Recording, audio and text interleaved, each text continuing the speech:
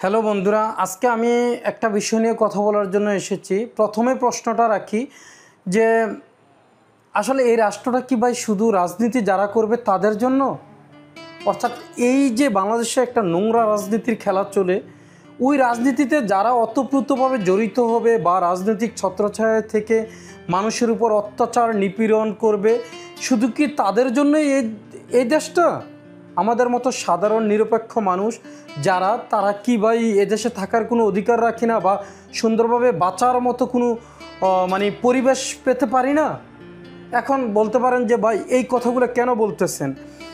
এই কথাগুলো বলার পিছনে অনেক কারণ এখন সোশ্যাল প্ল্যাটফর্মে আমরা সবাই দেখতেছি যে অহরহ কী ঘটতেছে এই দেশটাতে। অতীতে কি ঘটেছিল সেটার কিন্তু প্রতিফলন আমরা পূর্বে দেখেছি কি হয়েছে।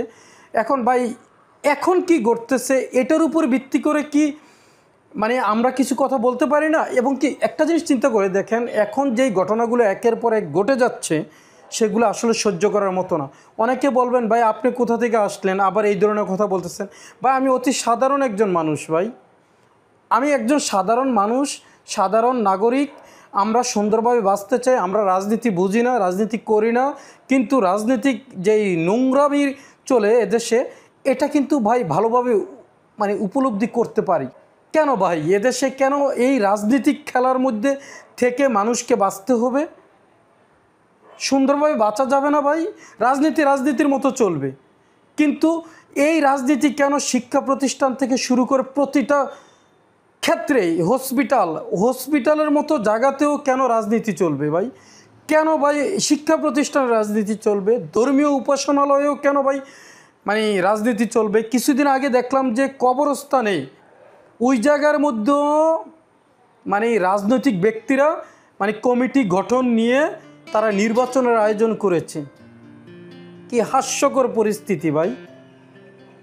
লজ্জা হয় নিজেদের কাছে যে আসলে আমাদের দেশ কি সভ্যতার দিকে যাচ্ছে? এখন প্রশ্ন আসবে যে ভাই এই ভিডিওটা করার উদ্দেশ্যটা কি? আসলে ভাই আমার এই ভিডিওটা করার উদ্দেশ্য, যখন সাম্প্রতিক সময়ে কিছু ঘটনা দেখেছি এইটার উপর ভিত্তি করে। এই সাম্প্রতিক সময়ে যেই ঘটনাটা দেখেছি যে সোশ্যাল প্ল্যাটফর্মে একটা মানুষকে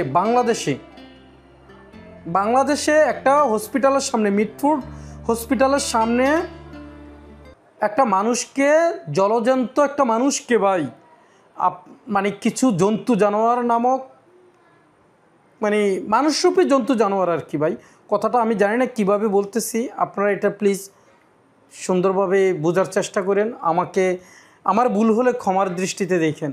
ওই মানুষরূপী এই জন্তু জানোয়ারগুলো কতগুলো বাক প্রতিবন্ধী মানুষদের সামনে, তারা সামনের থেকে দূরের থেকে দৃশ্যগুলো দেখতেছে, আর সবাই এই জন্তু জানোয়ারগুলো একটা মানুষকে হত্যা করতেছে। আর কি নৃশংস ঘটনা এটা ভাই! সহ্য করে কিভাবে মানুষ? আমরা সহ্য করি কিভাবে ভাই? আমরা তো ভাই আফ্রিকার যেই দেশগুলোকে আমরা সবচাইতে ঘৃণ্যতম দেশ হিসাবে গণ্য করতাম বা করতো সারা বিশ্ব, সেই দেশগুলোতেও তো এখন সভ্যতার দিকে ধীরে ধীরে এগিয়ে যাচ্ছে। ওনারা সভ্যতার দিকে এগিয়ে যাচ্ছে ভাই। এটা ভাই আমি কিভাবে বললাম? এখন সোশ্যাল প্ল্যাটফর্মের যুগ। আমি তো আর ওই দেশগুলোতে যাইনি। বিভিন্ন সোশ্যাল প্ল্যাটফর্মে অথবা ইউটিউবে দেখতেছি যে আনসিন আফ্রিকা একটা চ্যানেল আছে, ওই যে সাইজি ভাই একটা ভিডিও করে, ব্লগ করে আফ্রিকার বিভিন্ন দেশগুলো, তারপর আমাদের আরও অনেক ভাইয়েরা আছে আফ্রিকার দেশগুলো ভিডিও করে দেখায় আমাদেরকে যে ওই দেশগুলো, কঙ্গোর মতো দেশগুলো, কেনিয়ার মতো দেশগুলো, অথবা উগান্ডার মতো দেশগুলো, তারপর কিছুদিন আগে দেখলাম সোমালিয়ার মতো দেশগুলো, তারা সভ্যতার দিকে এগিয়ে যাচ্ছে, সভ্যতা ফিরে পেতে যাচ্ছে, এবং কি তাদের আইনশৃঙ্খলা পরিস্থিতি দিন দিন উন্নতি হচ্ছে। মানুষ যেন অপরাধ বেশি না করতে পারে, অথবা অপরাধ প্রবণতাটা যেভাবে বাড়তেছিল এটা যেন আর না বাড়ে, এবং কি ধীরে ধীরে যেন কমে যায়, সেই ব্যবস্থাটাই করতেছে। এবং কি আফ্রিকার মতো দেশে একটা দেশের ভিডিও দেখলাম যে ভিক্ষা যে দিবে এবং নিবে দুজনকেই জেলের মধ্যে থাকতে হবে, অর্থাৎ কঠোর শাস্তির আওতায় যেতে হবে।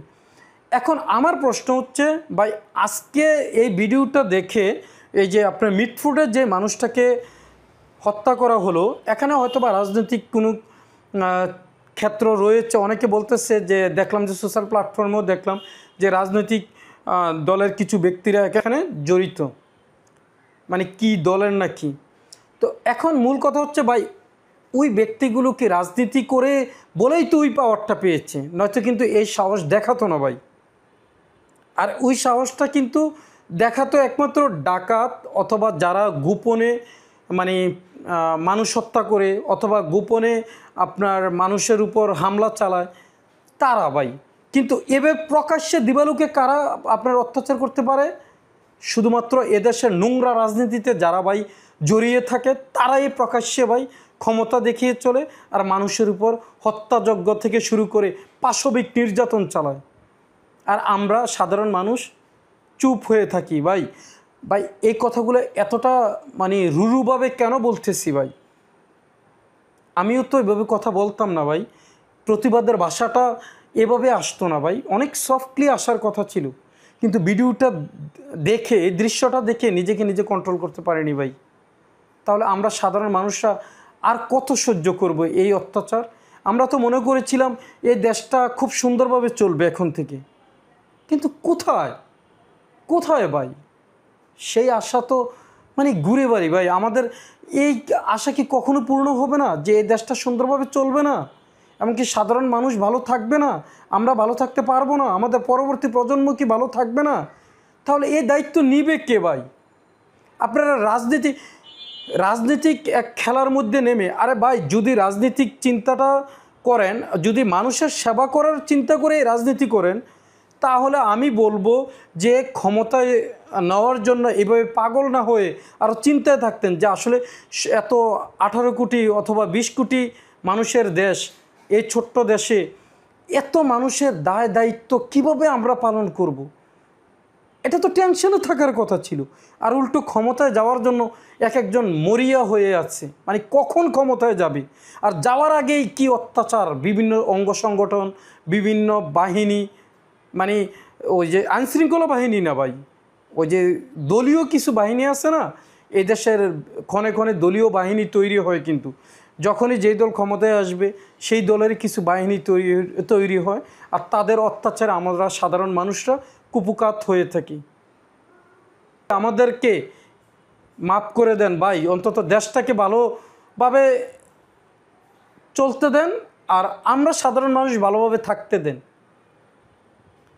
ভাই। আমার কথায় কোনো কথা যদি স্লিপ অফ টাং হয় অথবা কোনো ভুল হয়, আমি ক্ষমা চাচ্ছি। কিন্তু ভাই এই দৃশ্যগুলো আর সহ্য হচ্ছে না ভাই। দেশটা আমার, আপনার, আমাদের সকলের। এখন আমার এক কথা, অথবা অনেকে বলবেন ভাই এইসব কথা কেউ খায় না, ঠিক আছে ভাই খায় না, কিন্তু এই যে প্রতিবাদগুলো যদি আমরা না করি যার যার জায়গা থেকে, বিশ্বাস করেন আমরা এই দেশটা হয়তো বা একসময় আফ্রিকার সবচেয়ে ঘৃণ্যতম যে দেশগুলো ছিল তারা হয়ে যাবে আস্তে আস্তে উন্নতির দিকে চলে যাবে, আর আমরা চলে যাব সবচাইতে নিকৃষ্টতম দেশের দিকে, অর্থাৎ পৃথিবীর মধ্যে সবচাইতে ভয়াবহ একটা নিকৃষ্টতম দেশের দিকে। অতএব সেই বিষয়গুলো বিবেচনা করে অন্তত আমাদের দেশটাতে যেন আমরা সবাই শান্তিতে বসবাস করতে পারি, প্লিজ সেই পদক্ষেপটুকু অন্তত যার যার জায়গা থেকে অন্তত আমরা নেওয়ার চেষ্টা করি। আমাদের হাতে কোনো শক্তি না থাকলে অন্তত মুখ দিয়ে প্রতিবাদ করার চেষ্টা করি, অন্যায়ের বিরুদ্ধে সোচ্চার হই, তাহলে আমরা শান্তিতে থাকতে পারবো। শুধু আইনশৃঙ্খলা বাহিনী একার পক্ষে সম্ভব না, যার যার জায়গা থেকে যদি সচেতন না হই। এখন পাড়া মহল্লায় কিশোর গ্যাং অথবা এই ধরনের মানে উশৃঙ্খল কিছু বাহিনী তৈরি হয়ে যায় শুধুমাত্র ভাই রাজনৈতিক এই ছত্রছায়া। কেন ভাই, কেন? তাহলে আমাদের পরবর্তী প্রজন্মকে আমরা কোথায় দিয়ে যাব ভাই? এই যে হত্যাযজ্ঞটা চললো, এই হত্যাযজ্ঞ মানে এটি তো সোশ্যাল প্ল্যাটফর্মে দেখলে মানুষ ভয় পায়। তাহলে আমার কথা হচ্ছে ভাই, আমি ক্ষুদ্র মানুষ, একজন খুবই সাধারণ নাগরিক, অতি সাধারণ নাগরিক ভাই, সেই জায়গা থেকে বলি প্লিজ আমরা এদেশে শান্তিতে থাকতে চাই। এই রাজনৈতিক নোংরামির খেলার মধ্যে থেকে আমাদের পরবর্তী প্রজন্মকে ধ্বংস করতে চাই না, অথবা আমরা নিজেরাও অশান্তিতে থাকতে চাই না। শুধুমাত্র শান্তি চাই, শান্তি চাই, শান্তি চাই। ওকে বন্ধুরা, ভালো থাকবেন। পরবর্তীতে কথা হবে অন্য কোনো ভিডিওতে, অন্য কোনো বিষয় নিয়ে। আল্লাহ হাফেজ।